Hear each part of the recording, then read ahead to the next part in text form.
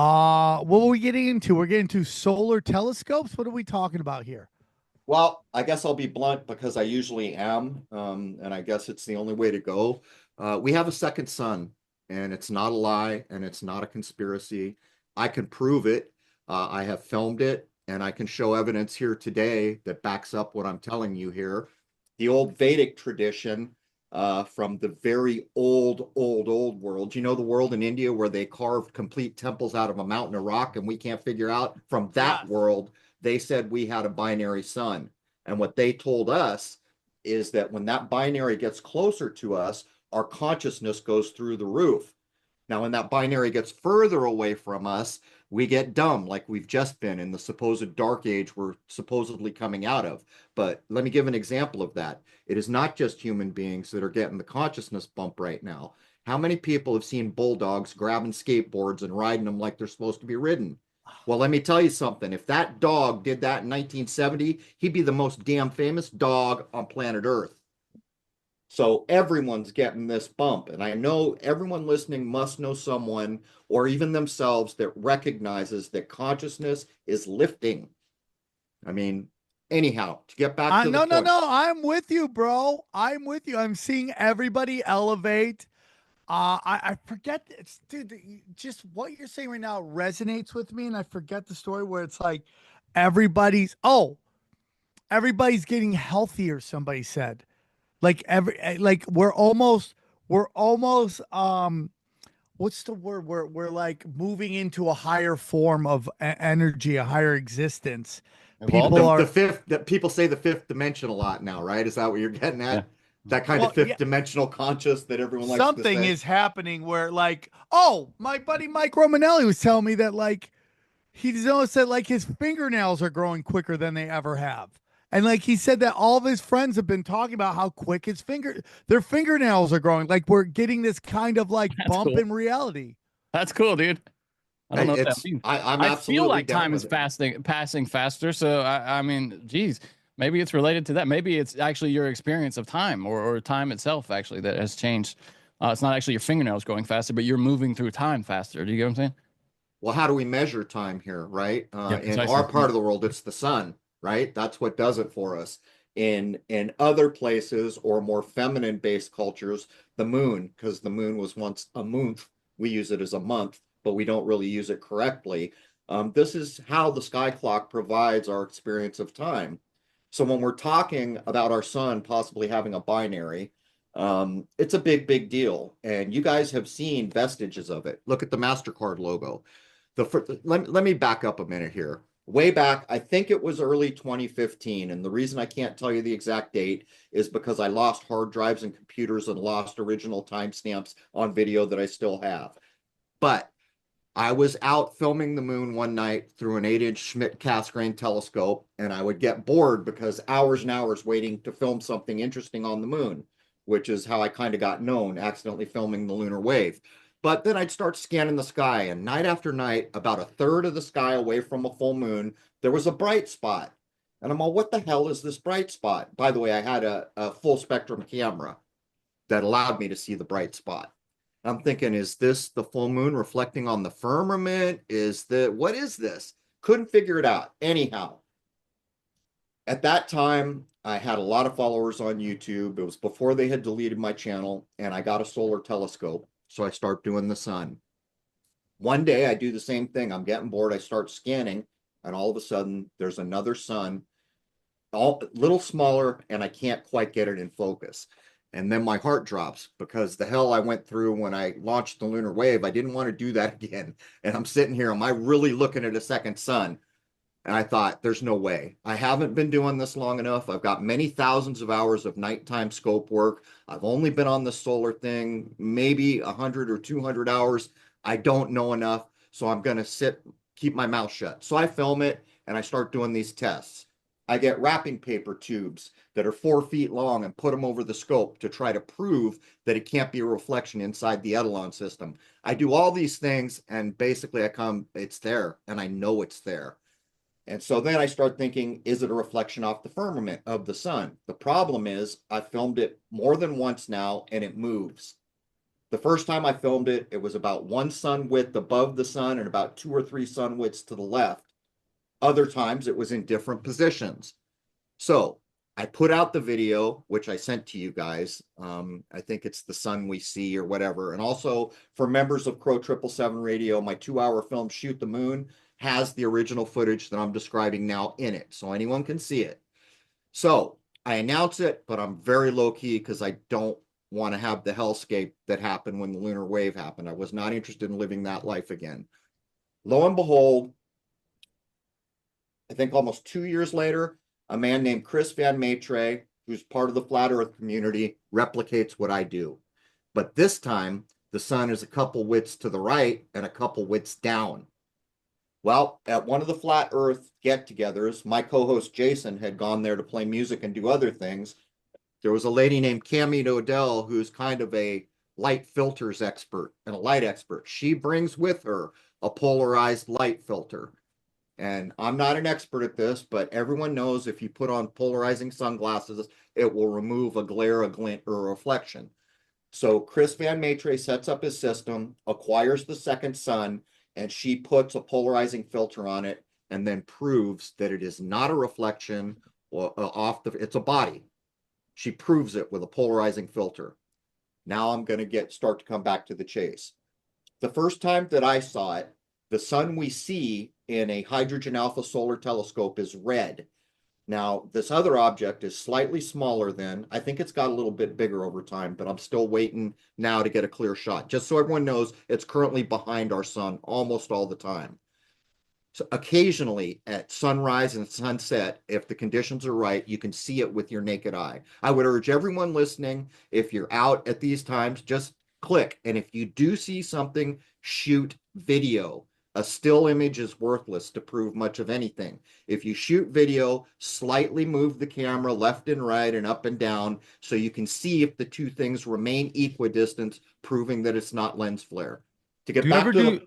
Do you ever do sun glazing by any chance? We had a guy, Yeah. Santos, that used to do sun glazing. Do you recommend it? Have you ever do it? Can you see it like that? Not glazing, dude. Gazing. What is it? Gazing. Yeah. Yeah, it's What is this? So it's what is sun glazing? It's a whole different thing, but since you brought it up, we gotta say this. Yes, I've sun gazed. If you're going to sun gaze, don't dick around. You can lose your vision. There's a very specific way to do it, and you need to educate yourself.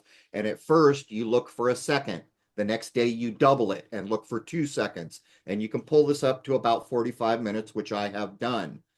This is not about anything other than energizing your body. I have an astigmatism in my eye that was corrected through sun gazing. So to get back to the point, one day I'm looking at the MasterCard logo and it smacks me in the face. I recognize that the colors that I saw the first time I filmed it are right there in the MasterCard logo.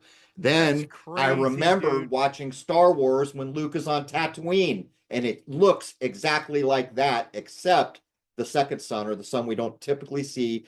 For some reason, I haven't been able to pull it into focus yet, sharp focus, but I haven't, for years now, I haven't had a clear shot. I now have a 130 millimeter, very high-end solar telescope, which only 3 in North America have been sold. So I got the tools to do it when I get my shot here.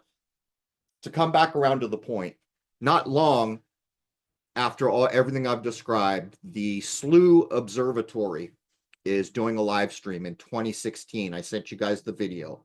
And this, you want proof? I'm going to hand you proof that I'm not chewing on the wrong peyote bush here.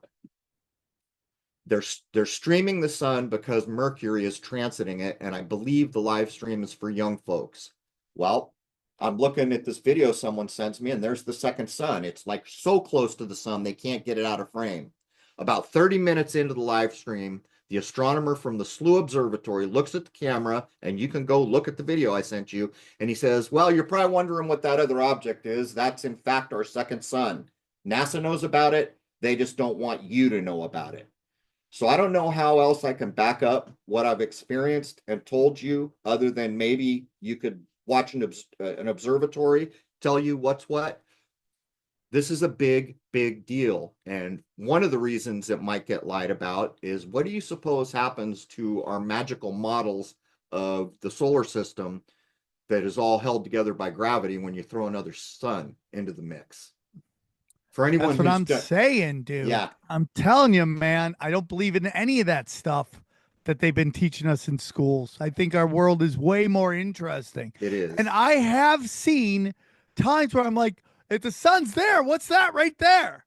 And then you're like, is that the moon? What is that? Why are they in the sky like that? I'm going to start recording that when I see it because I have, in fact, seen it. If anyone films something and they think it's something, please send me the video because I'm trying to get a timeline down.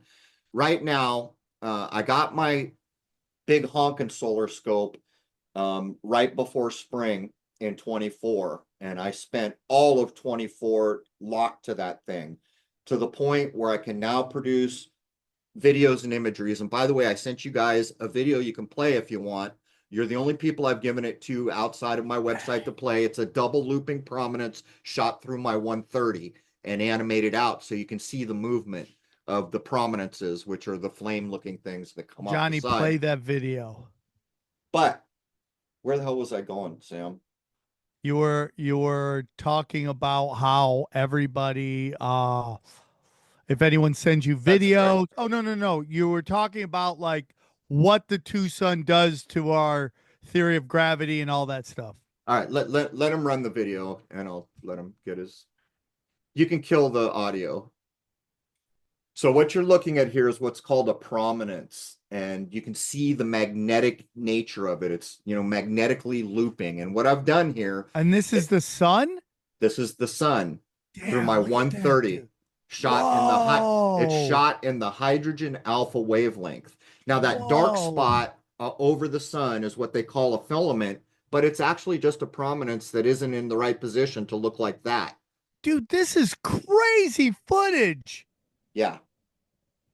Wow. Beautiful. The sun is a massive, massive deal. How much processing is involved in generating this image? Well, first of all, to create this animation, I generated almost a terabyte of data. Wow. Wow. And secondarily, I shot for 3 hours.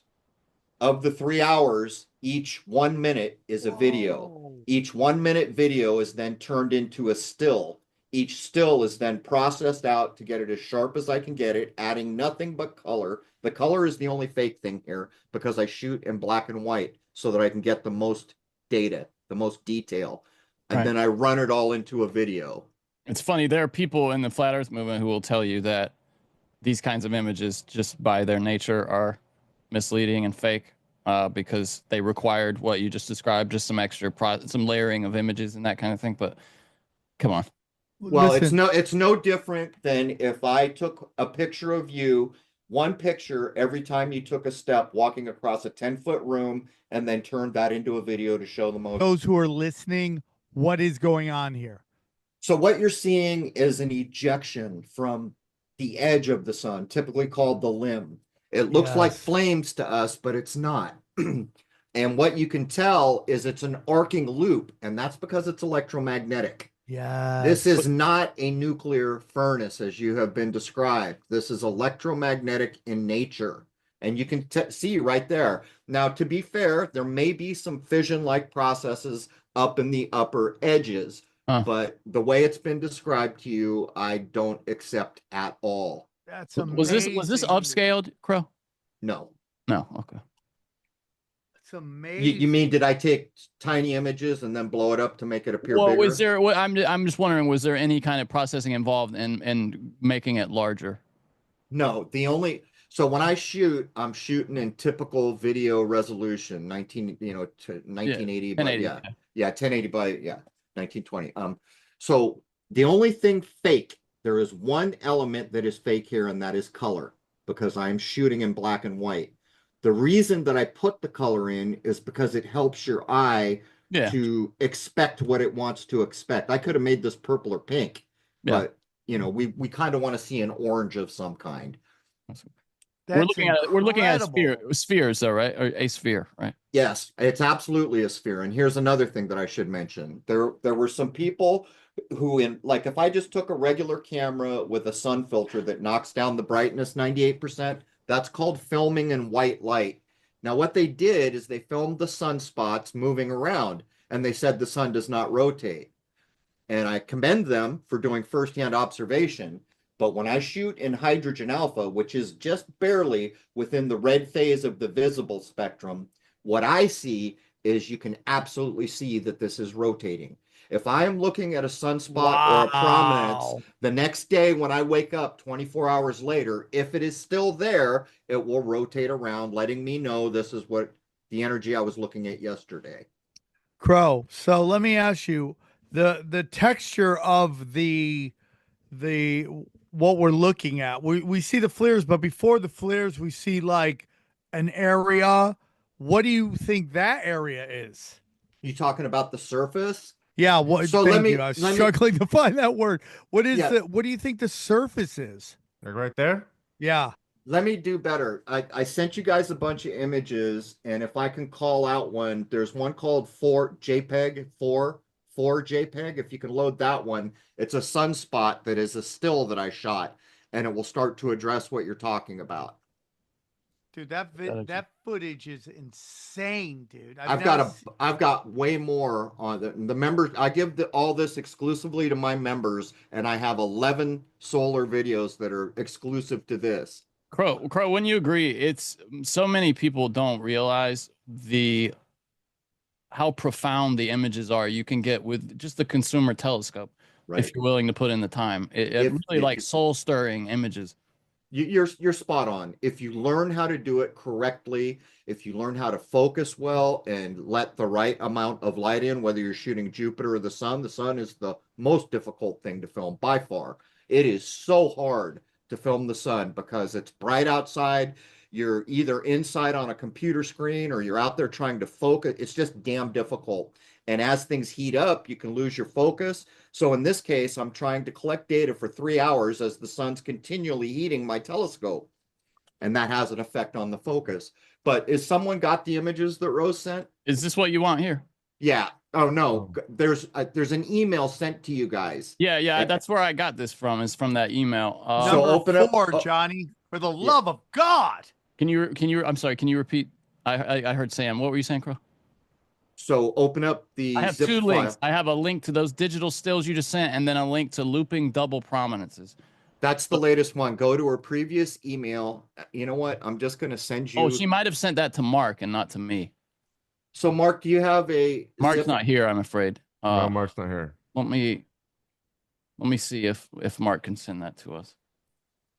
Hold on.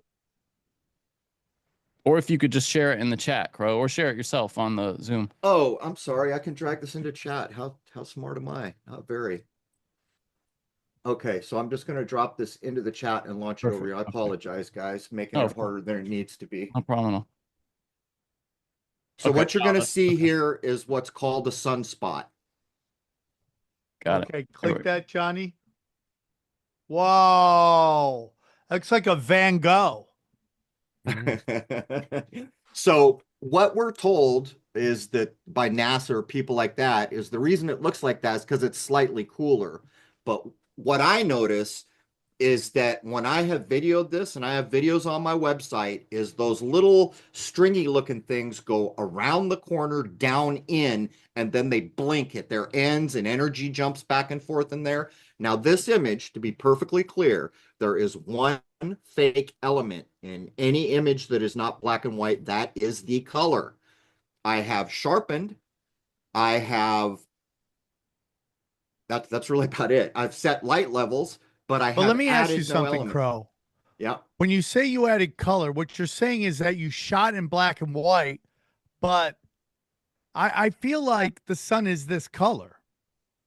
Well, that's an interesting thing, and we'll have this conversation because the guys are with you. If I ask you guys, when you were a kid and drawing the sun in school with crayons, what color was it to you? Yellow or red, but more yellow. It was always orange or yellow for me, yeah. Yeah. So now, if you were a kid now, would you use the white crayon or the yellow crayon?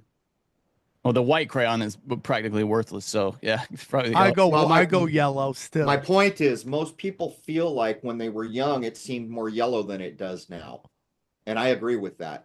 To me, I'm it not seems against that. much more pale. As a matter of fact, I have noticed a lot of people some years ago began to say the sun feels more direct on my skin. And I noticed that. But what I also noticed is I don't burn as quick for some reason. But I'm going to shoot over another image here, which is a still of a prominence wrapping into a filament over the limb of the moon.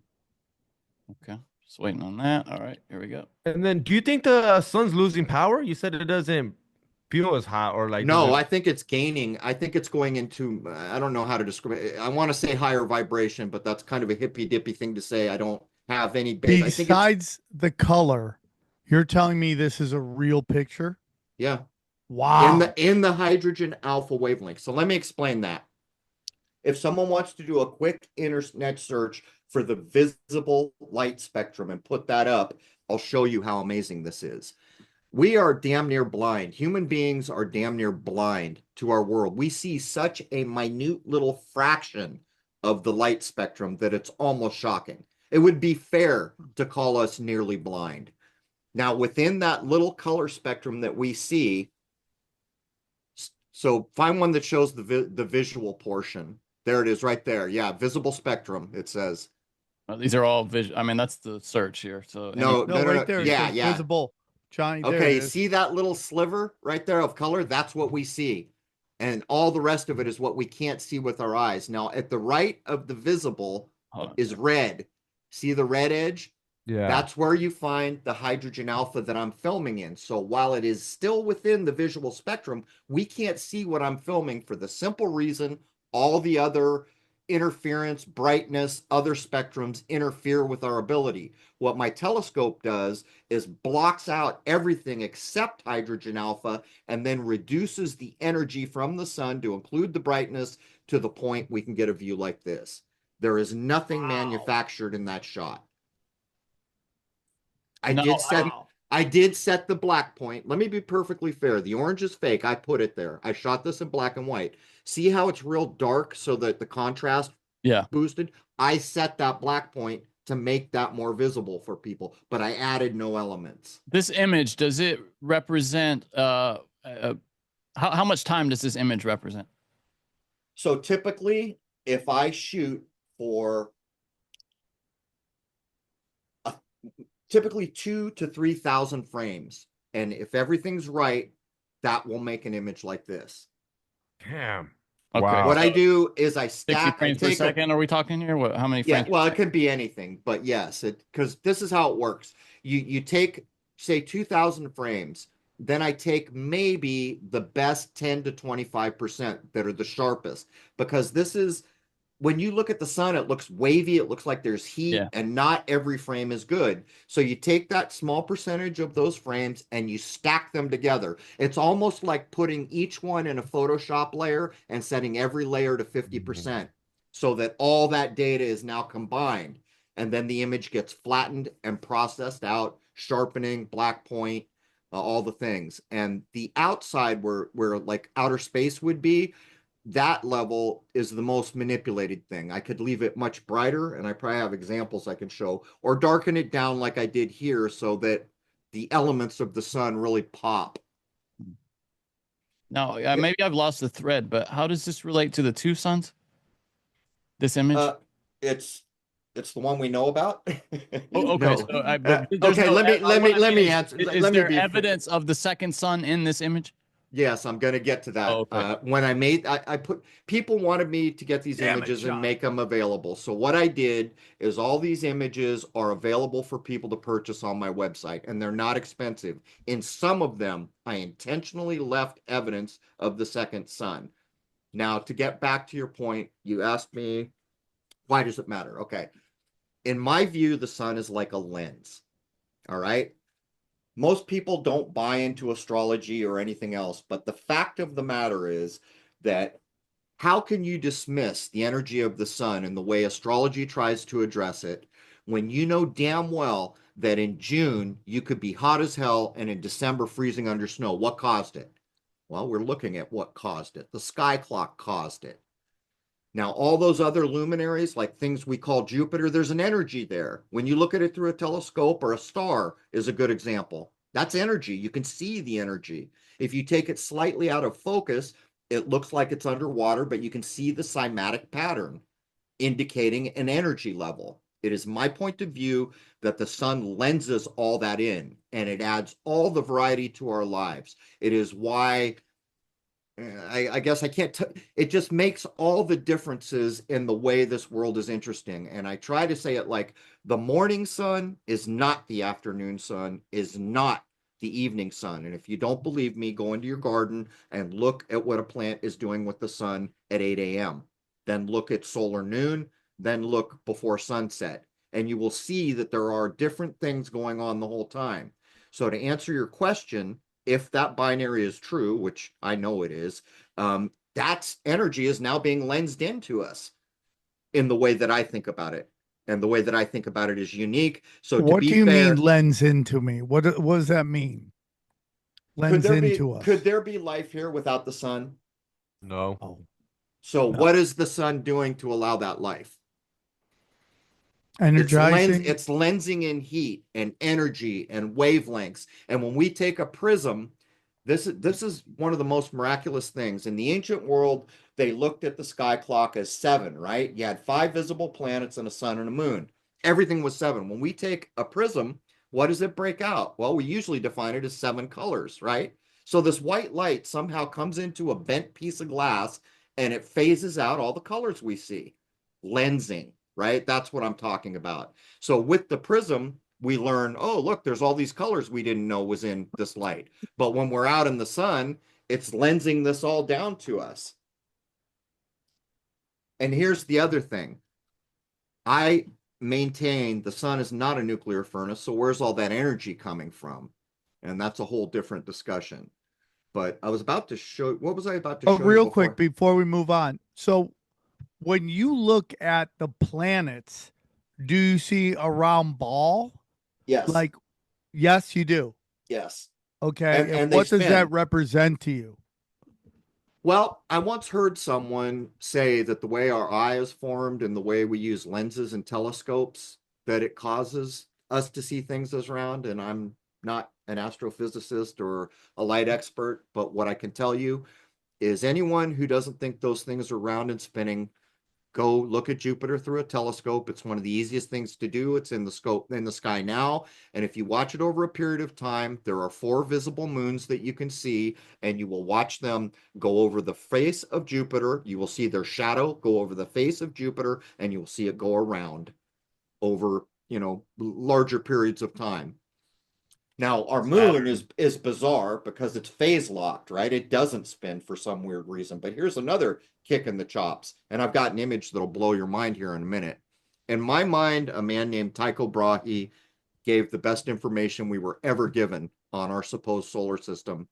And the Jesuits of the day, and I can prove this, knew that he was right while they promoted his whipping boy Kepler and Copernicus. And I call Kepler his whipping boy because he hired him to do math, and Copernicus and Kepler never did observation. The thing about Tycho Brahe, he did all his work before the telescope was invented. He was an aristocrat, so it wasn't even cool for people at that level to do this kind of work, and he did it anyhow. And every king everywhere wanted an astrological chart from that man. That's how good he was. There was no astronomy and astrology. It was all the same thing back then. Now, there's an image that I sent in the email. I'm going to probably have to drag and drop it. Let me see if I can do that. And this image will blow your mind. It's a poster on my wall, and it's like my favorite image. I think it's sent. Did it not sent? Okay, hold on. Let me try that again. No, not yet. I got to probably desktop it. Let me try that again.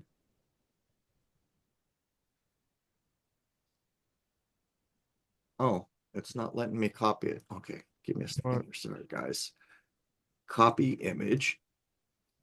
Paste image. All right. Can you put your email into the chat, please? And I'm just going to forward this email to you. Thank you.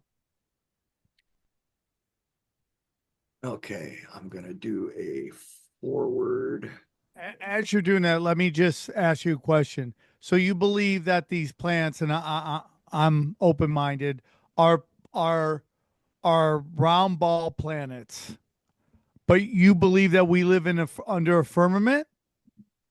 Why in the world? Because you look up in the sky and things that we call, well, by the way, the word plane is in planet, and as Fortune de Saint-Germain ingeniously told me in French, which he speaks, it means little plane, planet. Why would you assume that Jupiter is anything like us? We're not Jupiter people. Why would you even assume, I'm for that open-minded. matter? Well, that's what I'm saying. Why do we automatically assume that Earth is a planet like all these other things we call planets? And by the way, Mercury and Venus would be better described as moons of the sun than planets. And I'm about to show you why. Johnny, Okay, tell me when I have you. that. I do have the email now. What? Okay, so in the middle pasted, there's a black and white poster that looks like it came from the 1600s, which it did. Yeah, with like in the corner we have angels and that kind Yes. of. Yep. Okay. All right. So got it. this was created by a Jesuit priest in 1651, and this image was created to tell people who had been educated and understood. First, let me say this. Only the educated people would be able to understand the mythological encode. Like the guy with all the eyeballs on him, that's 100 or 1,000-eyed Argos. So you would have to be educated in myth to understand what Argos is representing here. In other words, most commoners would have no idea other than this is an interesting picture. Okay? What he's showing here, this Jesuit, is that Tycho Brahe had the highest truth, and what we were given, Kepler and Copernicus. Kepler may have had to do with Brahe's death. I don't know for sure, but he did get all his data. And while Brahe spent his life collecting data without a telescope, Kepler did math magic. So did Copernicus. Never observed dick. So here's the thing. There's a scale in the middle. See the scale? One side is clearly heavier than the other, and we know what that means. Above that scale is the hand of God. The heavy side is Tycho Brahe's model of our solar system, the correct one. That's why it's heavier. The one on the left is the one we got, Kepler Copernicus. The one at the bottom, under the feet, the worst of all, is Ptolemy. So error-ridden. There's so much information. In 1651, they knew the truth, and they were busy obfuscating it, getting us to believe in the spin cycle nonsense that we do, and to diminish us into believing that the Earth is not as important as it is. In Brahe's model, we are what matter. We are the center that everything goes around. There is a guy named Simon Shack who has put together, I don't agree with everything he thinks is correct about this, because I don't believe that we move. I believe we're stationary. But he put together a 3D online thing where you can make the whole thing move and see how it works. And actually, if you give me a second, I'll just do it, because you guys should have this if you're interested. Simon Shack. I wanted to interview him, but for some reason we just didn't hit it off. Maybe because I have a big mouth. That could be part of the problem. Been there. Probably was the problem. To be now, you have to go to the thing. Okay, so let me grab the Tychosium 3D. Okay, here we go. Now you guys should all copy this URL, pass it around, save it, because it looks like they're starting to. That later, when you guys want to do stuff, it will show you that the Earth is what everything is making the center of everything. If you click that, it'll launch a whole online thing where you can make all the independent points move, time them out, leave trails, and just see how it all works. But my point here is a Jesuit who was setting what was allowed in the world back in the day made this image to tell all the other people Brahe had it right before the telescope was even invented. And I mean right before the telescope was even invented. But you'll get a kick out of this. So let me just describe what's going on here. There's the Earth. And so all the planets are revolving around it, but there's two separate kind of what I guess we would call an orbit. Anyhow, people who are listening to this later, just look up Simon Shack Tychosium, and you can get access to this, and take your time to get used to it. But we've been told nothing but lies. The reason the space agencies exist is because they're all in a club, and they're all here to make sure you know nothing about what's above your head, or why human beings are important, or why this place is so special. Now, correct me if I'm wrong, but we're looking at a sphere also as for the Earth here, right? Yeah, Simon Shack built this as a sphere, and he also, the thing about the math he did around Tycho's work is he doesn't have to do any math magic at all, except he makes the Earth travel at about 1 kilometer an hour, which that's part of where I differ. I think the Bible told us the truth. I don't think that all the time, but in this case, that the Earth is stationary and cannot be moved. As a matter of fact, What'd you say about the Bible? Hold on. What'd you say about the Bible? that from my point of view, we are told correctly in the Bible that the earth is fixed and stationary. Okay. Cannot, well, I don't know how it's worded. I haven't read, can't be moved or no one could move, you know, that kind of idea, very stable. But that fits this model. A stationary. No, he's got it spinning. Which No, I but don't agree. no, I don't mean this literal, but the principle Yes. to a stationary Earth model. It is my point of view that Tycho took the biblical view, that it was stationary and wasn't spinning or traveling. This is really an incredible piece of work. I mean, you'll have to spend hours later. What is the big white one right there? What is that? It's coming around. Here it comes. That's Saturn. That's Saturn. You need this to spin one. it. This one is Jupiter. Saturn. That's Jupiter. That's Jupiter. Okay. Spin it like so it's a tabletop and you're looking straight down on it. Makes it easier. Oh, Slow there it it is. down. Yeah, slow it down.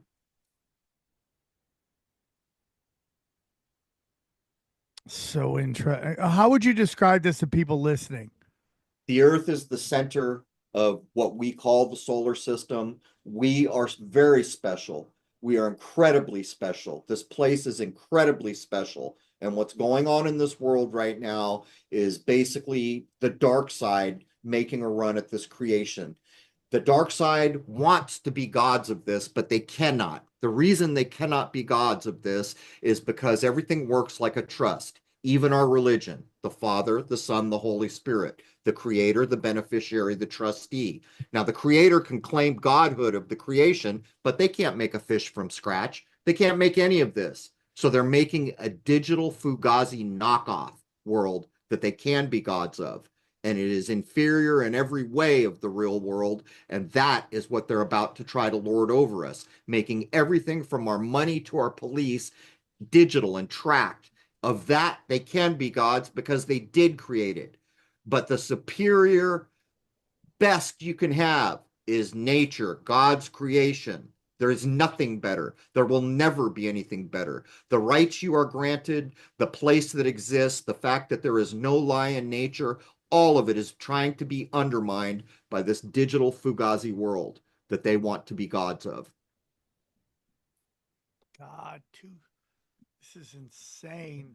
So you think we're at the center of the entire universe and you think the universe just expands forever? No, I don't. I can't address it. I'm sure that there's all kinds of intelligences all over the place in different levels of vibration that we can't detect, maybe on those so-called planets even. The sun is conscious, by the way, and alive. How could it possibly provide life to all of us if it didn't have it to provide in the first place? How could a dead thing provide life and consciousness to things that are alive? The sun is conscious and alive. As a matter of fact, all matter is conscious, or I don't know, sentient. I don't know what the right word is, but it's not dead matter, as science has tried to show us. But if you can click back one last time to the black and white Jesuit poster, I can move on from there. Quick question. The whole thing about the sun's going to explode in a certain amount of years, blah, blah, blah. We need to move out of this. We need to go to Mars. No? Well, it makes me think of a flower that gets you high and a male chicken, poppycock. And every created thing will see its end, but that's by design. And when that time comes, it's not wrong. That's the way this place works. There is, for everything, there is a season, right? We know this to be true. If it's in physical duality and matter, any created thing will see its end. Dude, I love this picture. Can you send? I want to put this picture on our wall. We're trying to put together conspiracy. Get it? I got it on my wall right now. Go on Amazon, look it up. Did I say? Hey, Johnny, did I send you the name of the guy? It's called Nuovo Almagest. Just look that up. Johnny, I think I got it on Amazon. Amazon. We'll put that on the wall too. I love that picture. I'm making a note right now, Sam. Nuovo Almagest. I put it And in the yeah, chat. it's in the file name. Almagest is. We'll put that on And the so wall. what's That's cool super is interesting. I what's get really it cool. too. I just studied it. I get it. Like when you say like the weights and why his is heavier because it's right, and you look inside the weights itself or whatever you would call So it. what people don't realize why mythology is so important is because there's no lie in nature. If you ever learn something in nature, you can bank it. That's God's creation. There is no fallacy. And when you see the 100 or 1,000-eyed Argos, it is the personification of an aspect of nature. That's why all this mythology is piled on, because he's showing you that the creator's truth is being employed to symbolically show you something that is true. Maybe you mentioned it and I missed it, but is on the ground there, is that the previous model? Yes. Is that what that is? Okay. Ptolemy, the most error-ridden model. But to be fair, that's all probably a lie, because we're beginning to realize that the old world was way advanced beyond where we are. This is supposed to be like Egyptian times or something like this. Ptolemy, not quite that far back, but Ptolemy, no telescopes, no nothing, and he had Not all bad. kinds of things wrong. His observations and math. Think about Brahe, and this is ironic because he published 777 stars and their exact locations and everything he knew, but he continually refined it without telescopes, by the way. And kings would come to this man and say, draw me, just so people know, it was astronomy. I won't use the word astrology because there's too much baggage, but they knew, which we have forgotten, what the billionaires know. What was it? JP Morgan said millionaires don't need astrology, billionaires do. I think that's the quote. What he knew was all this work on the sky clock that he'd be doing. He was figuring out how the energies affect us. And so he would draw charts for the kings, and the kings would make, big world decisions. And he was endlessly sought after to do this for people because of his unbelievable achievements in this field. And by the way, the basis of what Brahe did is everything that we have now. But I want to find, give me a second here. Let me see if I can find. As you're looking at that, let me ask you a question. Back to the two suns. What is the purpose of the second sun in the big scheme? Like, do they both warm us up? Is that both their jobs? Is the second sun ever the first sun and they just switch out? Let me answer that in the best way I can, because I can't answer that all the way. Used to be years and years ago, and when you were looking at stars and you found a binary, that was a novel thing. Now the opposite is true. Now they're starting to say maybe every sun or every star. And by the way, I don't accept that a star is just another sun. I don't accept any of the nonsense we've been told by NASA. They lie for a living. So we can look at what we call stars, and we know that most of them, or many of them, are binary. So in other words, what it means is that this is a common thing. And by the way, in the world we're aware of duality, look at it this way. Could we make a battery if we didn't have a negative and a positive pole? Could we make a child if we didn't have a man and a woman? You can see how this kind of feels right. And I'm not even bringing in the black hole sun, the black sun. That's a whole other conversation. Is that located in Earth, do you think? Maybe, yeah, maybe. Damn, three suns. Oh, here's a fantastic, I got to show you guys this one. The day I These shot Nazis. This, there's another image up for you.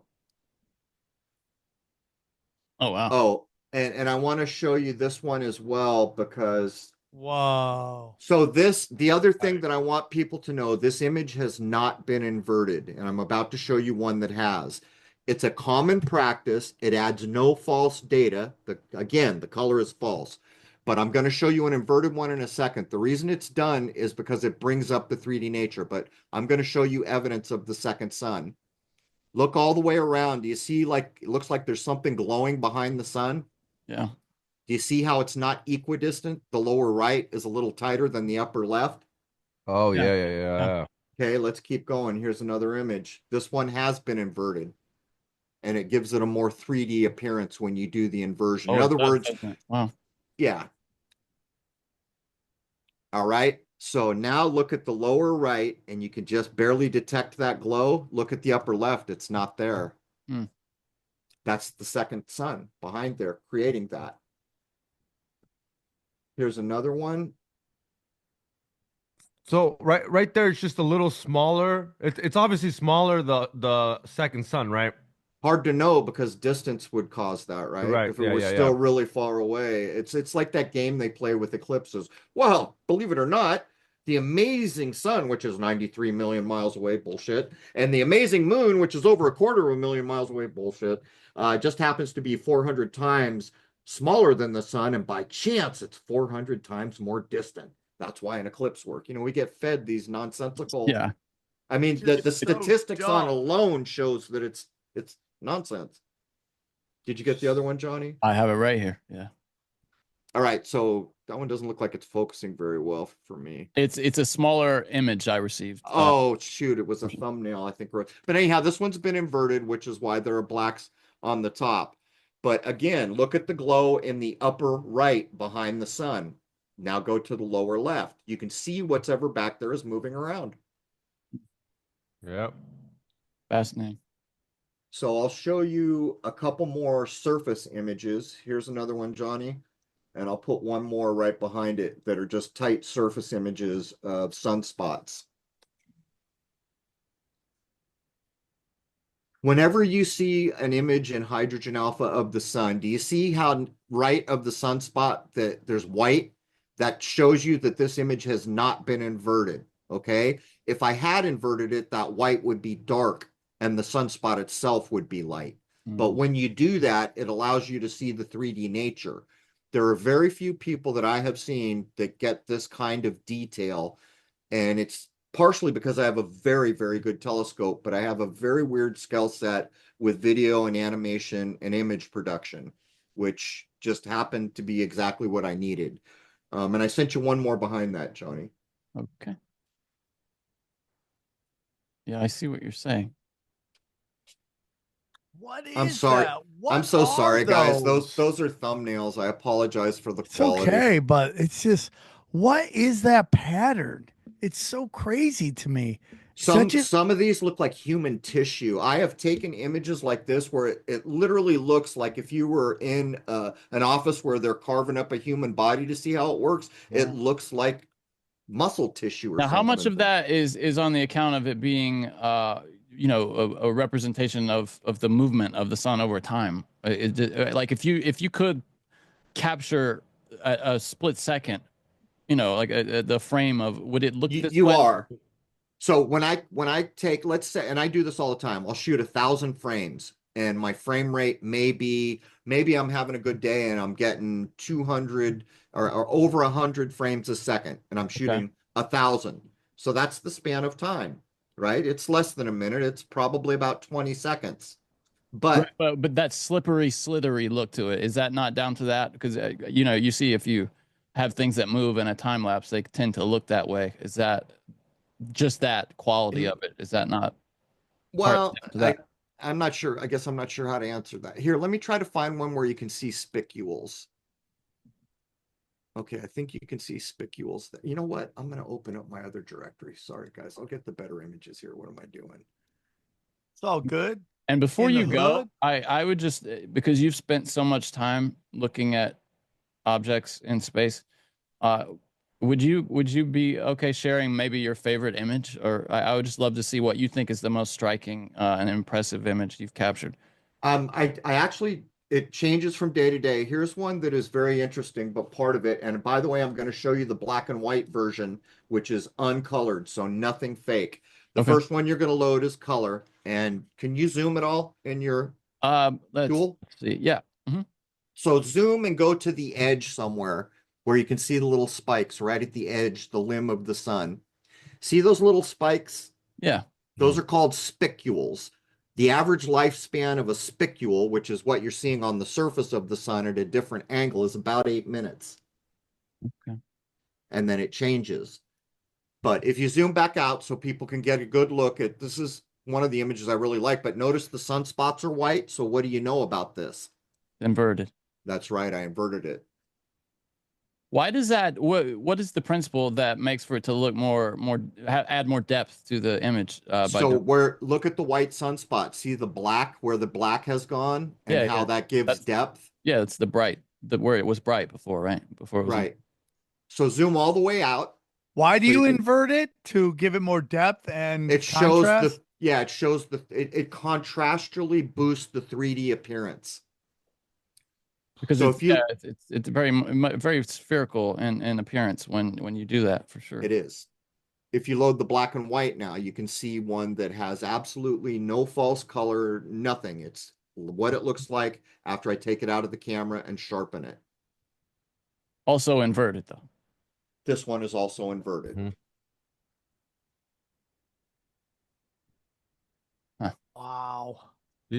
Yeah, it doesn't look like the sun as much when you take the color out. Like you said, you give it that color for us to visualize the sun. So what And do you think the sun is? You don't think it's a giant nuclear reactor or whatever it said? What do you think it is? I think it may be a converter. I agree with Eric Dollard, who I was just fortunate enough to interview. I almost see exactly eye to eye with Eric Dollard, but unfortunately, I would need to be about 1,000 times smarter than I am to be in his ballpark. But the things that I had already accepted, one of the things is I think this is probably hollow. I think we're looking at a shell here, and that those little sunspots literally do go in. I think it's a converter, that the energy is coming from counter space. It's not nuclear. It's drawing energy from somewhere else. And I think it might be counter space. Maybe it has to do with the binary. Anyone who knows who Eric Dollard is, this is a man who is Tesla level, maybe even more. I don't know. The government did everything to this man, to include stealing his URL, his name, to defame him, forcing him to put up a site with his middle initial. They smashed his labs, they took his equipment, and here's another thing that I love about him. All his equipment was from the 40s and 50s, all of it analog, because him, like me, knows that the digital world is Fugazi nonsense. It is a bad metaphor for the real world. Here's another one without color added that shows you what sunspots are all about before they've been added color. Yeah. I'm going to show you another one that is what a way people typically show you the sun when they just want to show you the prominences. So I sent you 3, Johnny. Okay, just waiting for the first to come over. There it is. Okay. Any suggestions from your observations about temperature, or what do you think about what we're told about the temperature of the sun? That's also false, because they're trying to get you to believe that it's like a match or a nuclear furnace, how you would expect that to be. Now, what do you know about this image, Johnny? Was it inverted? Look at the No. sunspot. Was it inverted? White. It should be white. The center should be white. Right. If it's inverted, it's white. The Right. center spot This Right, is- is but white. those spots around it though are also white, huh? So That's the real. polar areas around it. All right, that's interesting. The cooler areas, according to NASA, are where the sunspot is supposedly cooler, according to NASA. Right. Yeah. Huh. Interesting. But I'm sorry, you asked me something. Yeah, we were talking about temperature. Yeah. Oh yeah. So the alchemists had this figured out years ago, and they said the sun is not hot, and if it was hot, you wouldn't find snow on the top of every mountain. That's an interesting take for sure. And the real question is, what we're told about space makes no sense. If like space is close to the sun, wouldn't it be warmer? Why is it portrayed as freezing cold? Well, everything we've been told about space is just nonsense. And yeah, Elon's taking us to Mars and every other fantasy. They're going to kick that can down the road. They can't even get back to the moon. It's all just a bit laughable. But in my view, the space, what we call space, would probably be better defined as liquid, like an ocean. So I agree, dude. I think it's ocean. I think it's water. You know how I did this? So I wanted to make the announcement years ago on my channel that space would be better described as liquid, but I couldn't get any more data through my scope. So this is what I did. I did a thought experiment.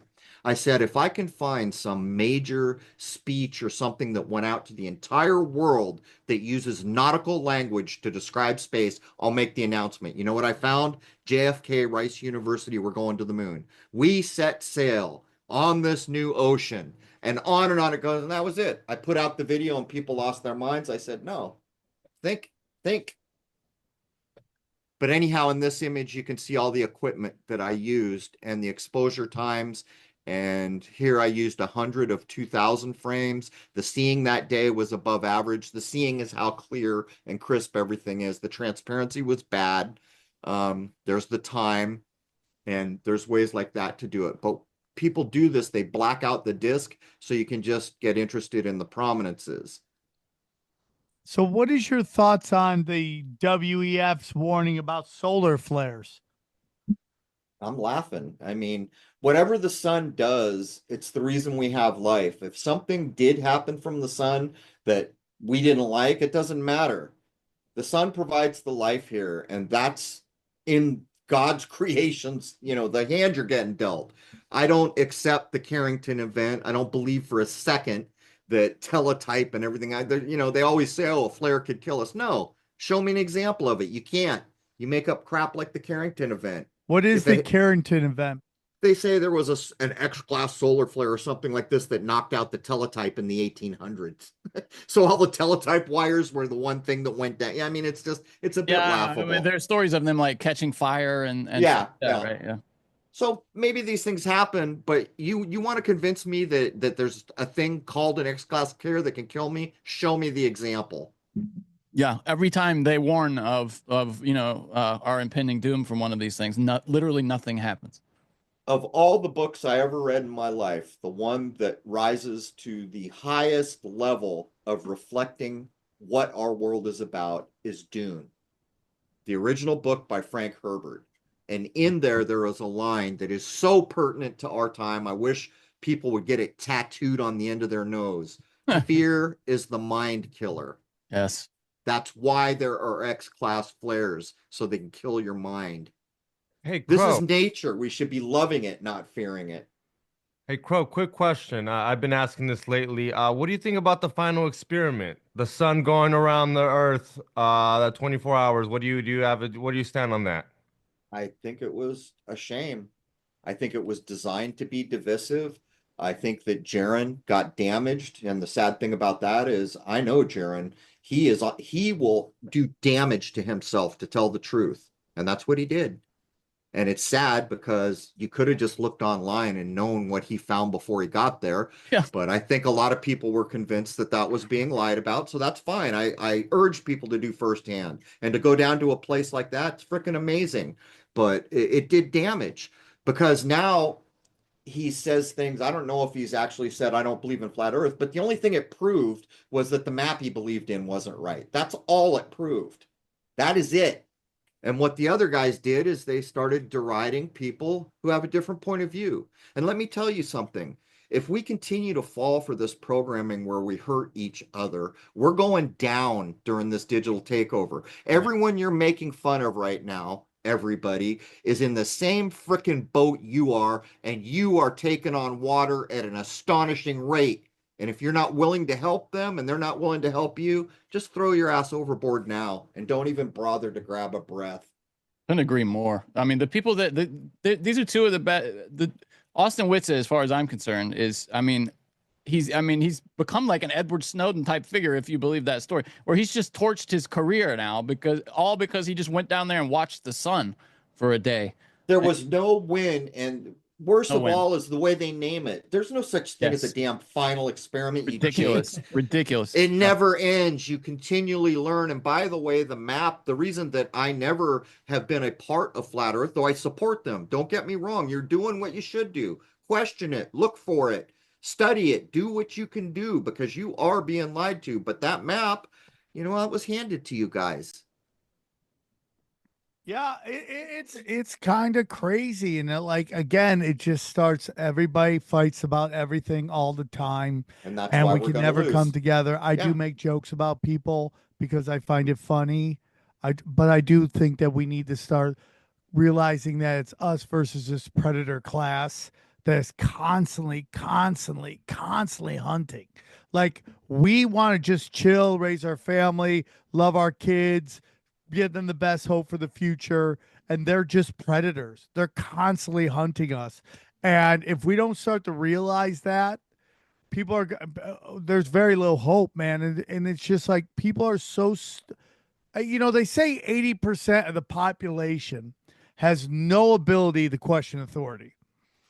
And it makes me sad because they're allowing so much of this to happen. I don't know how to wake them up. When Julia Roberts was out there and when BLM was going on and she was like supporting them and they were rioting with Antifa and she was supporting that. And now after these fires, people were looting her neighborhood and she told them to go fuck off. And I posted like this series of tweets about like how like when the shoe's on the other foot, people it's not so funny and you're not so supportive.